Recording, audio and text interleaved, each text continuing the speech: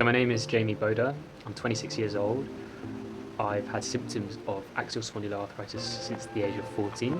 I was then diagnosed in 2016, and about a year into diagnosis, I found NASS. I started getting pain in my hips, and I was a competitive level skateboarder. I was quite used to aches and pains and injuries. It was only when the pain didn't go away, it became a little bit more worrying. Each doctor said a different thing. You've got growing pains, you've got hip bursitis, sciatica, the list goes on. A family friend mentioned that it would be worth going to see a rheumatologist. I was diagnosed quite shortly after that. I was in quite a dark place after being diagnosed. I could hardly walk, let alone skateboard. And my rheumatologist mentioned the NASS branch. I started having real positive changes in my outlook towards the condition, and then eventually the symptoms themselves.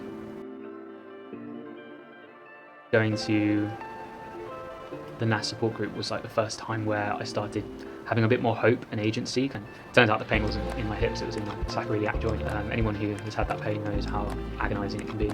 But when I went to the support group, I saw Jeff, who is now my business partner at Yoga for AS, but he was the first person who I'd come across who wasn't only living with the condition, but able to still enjoy activities.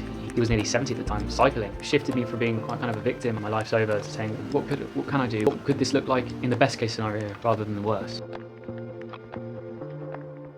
NASS, I would say, is a beam of knowledge, support, genuine connection with other people living with the condition.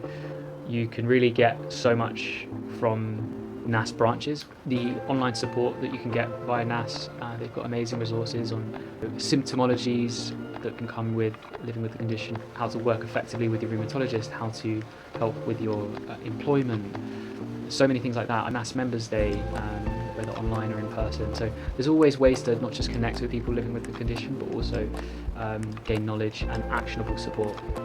I think when people are newly diagnosed especially, you can feel really lost, and it's, I think, a lot better to go to an organisation who work with people with Axial SpA and be able to kind of feel like there's something, there is something they can do, you know.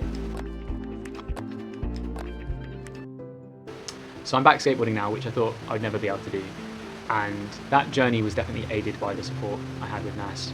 And if you are watching this and you want to support someone living with Axial SpA like me, then there's a lot you can do.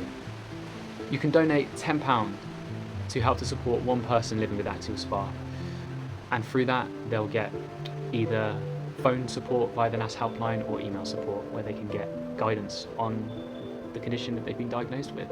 You can donate £50 to help one person have one-to-one support to help them to apply for disability benefits. I know personally, I could say about half a dozen people personally who have majorly benefited from this, so it's such an important part of the work that NASS do.